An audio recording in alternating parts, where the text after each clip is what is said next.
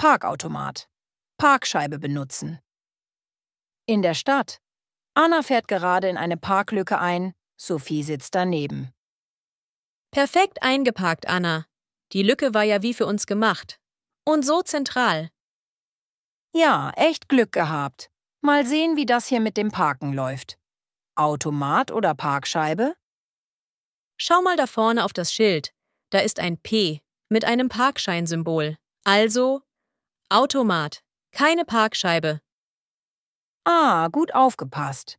Wo steht der Automat denn normalerweise? Ich sehe hier gerade keinen.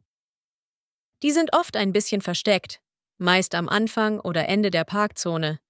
Lass uns mal aussteigen und schauen. Ich gehe nach rechts, du nach links. Klar, machen wir so. Hast du zufällig Kleingeld dabei, falls der Automat keine Karten nimmt? Ich hab auch noch was. Gefunden. Hinter dem blauen Lieferwagen da drüben. So ein grauer Kasten. Super, dann los. Wie lange wollen wir ungefähr bleiben? 2 Stunden? Dann hätten wir genug Luft für alles. Ja, 2 Stunden klingt gut. Dann geraten wir nicht in Stress.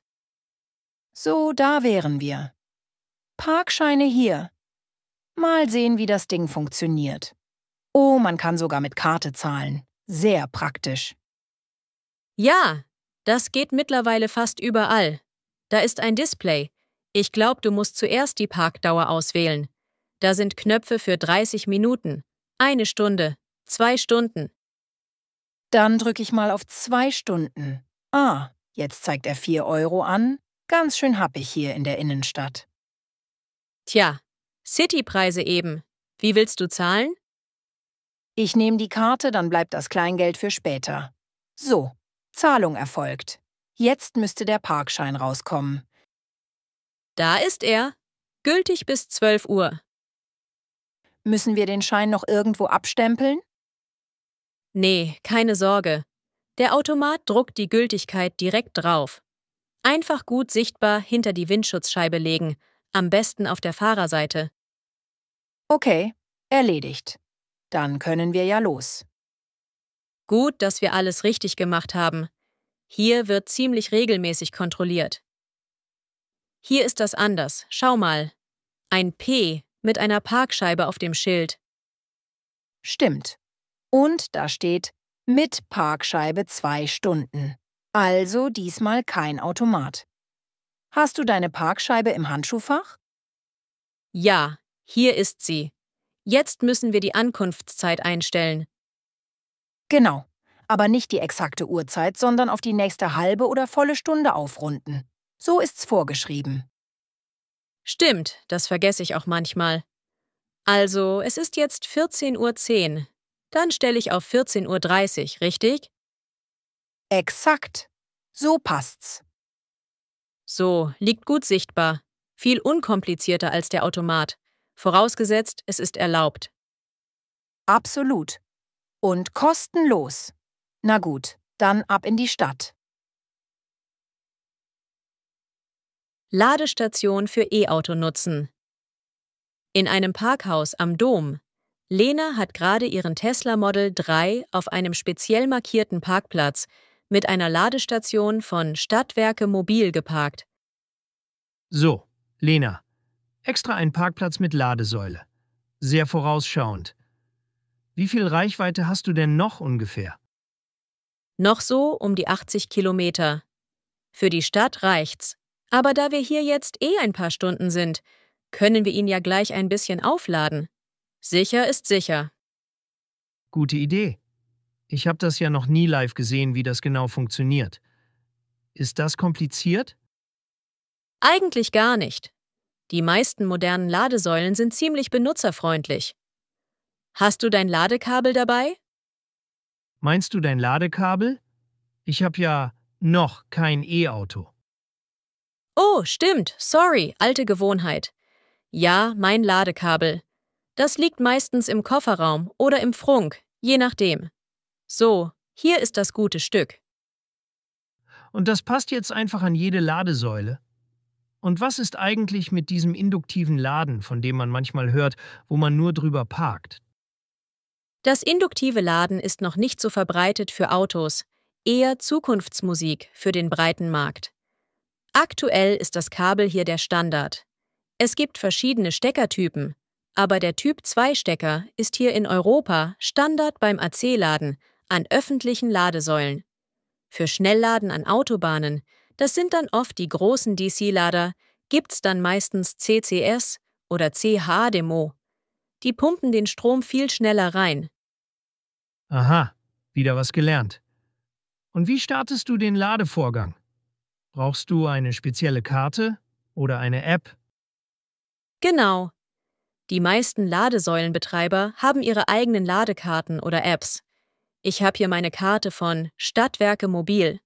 Manchmal geht's auch per QR-Code und direkter Bezahlung über eine Webseite. So, zuerst verbinde ich das Kabel mit dem Auto. Die Ladeklappe ist bei meinem hier vorne. Das rastet schön ein. Und jetzt das andere Ende in die Ladesäule. Da ist ja auch so eine Klappe an der Säule. Und wenn ich das Kabel mal falsch rum einstecke, geht das? Keine Sorge, das geht gar nicht. Der Stecker passt nur in eine Richtung und ist so geformt, dass man ihn nicht falsch anschließen kann. Du kannst also nichts kaputt machen. Klick. Jetzt leuchtet hier an der Säule oft ein Licht. Dann halte ich meine Ladekarte vor das Lesefeld. Und was passiert jetzt? Jetzt prüft die Säule die Karte. Und wenn alles okay ist, wird der Ladevorgang freigeschaltet und startet automatisch. Schau, am Display vom Auto und hier an der Säule sieht man jetzt, dass er lädt. Da steht oft auch die aktuelle Ladeleistung in Kilowatt. Cool. Und wie lange dauert das jetzt ungefähr, bis er wieder gut voll ist? Und was kostet so eine Ladung eigentlich? Hier an dieser Säule wird ja pro Kilowattstunde abgerechnet, oder? Nicht billig unbedingt, aber meist immer noch günstiger als Benzin. Und wir fahren sauberer. Genau, das hier kostet 0,45 Euro pro Kilowattstunde.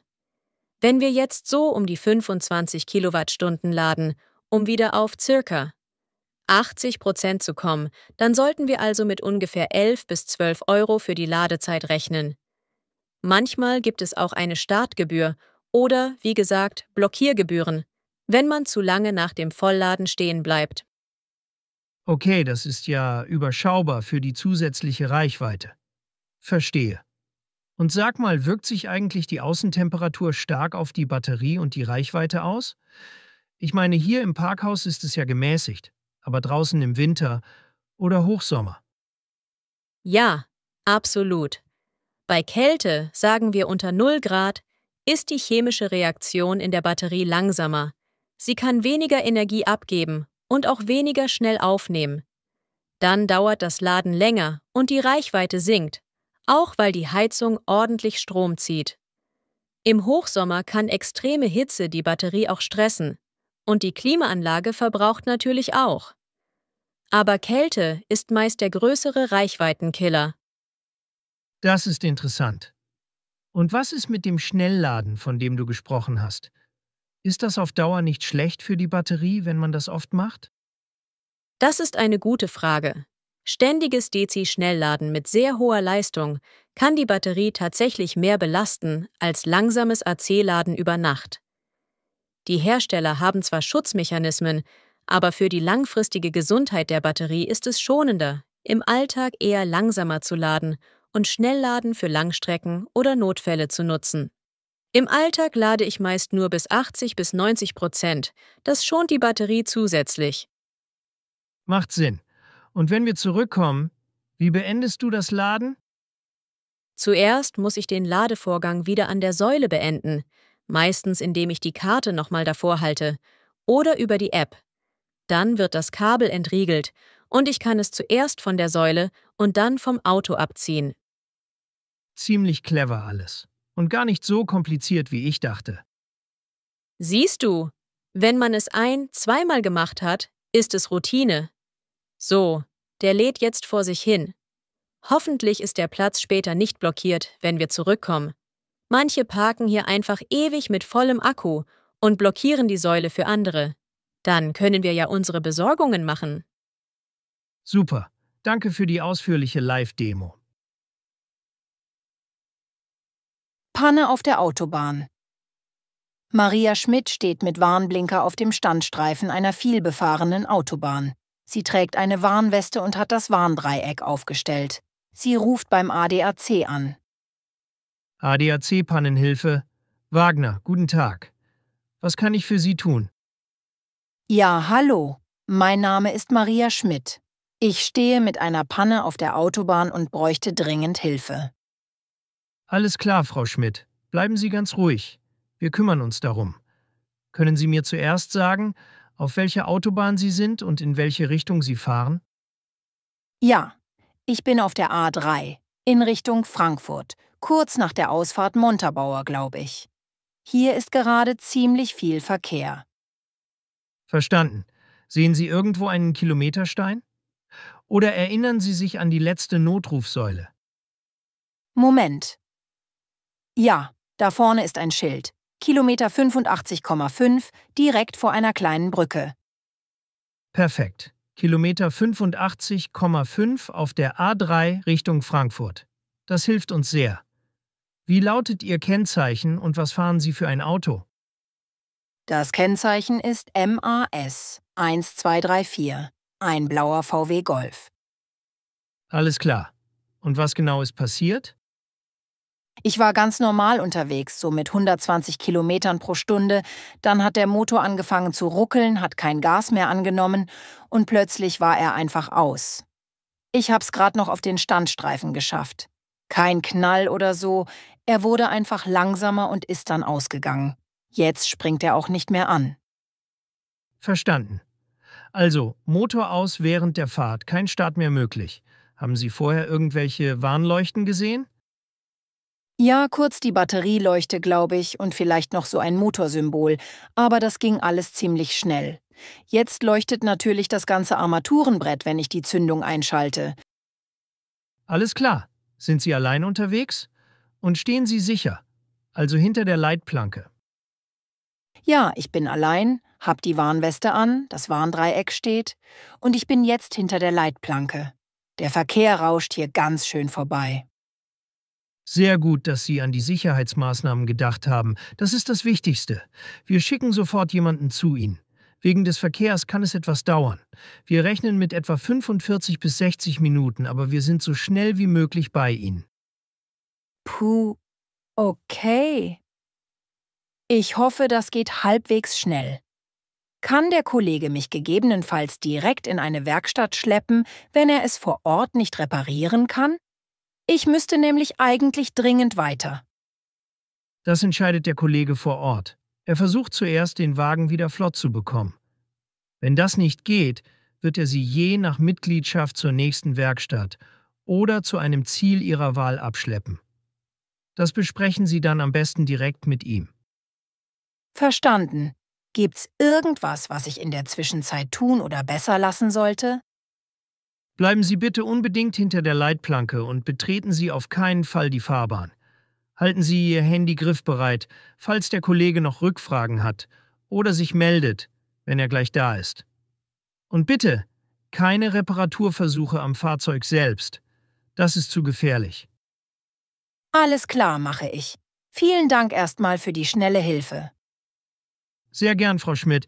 Hilfe ist unterwegs. Wenn sich etwas ändert oder Sie Fragen haben, melden Sie sich einfach wieder. Ansonsten meldet sich der Kollege bei Ihnen. Auf Wiederhören.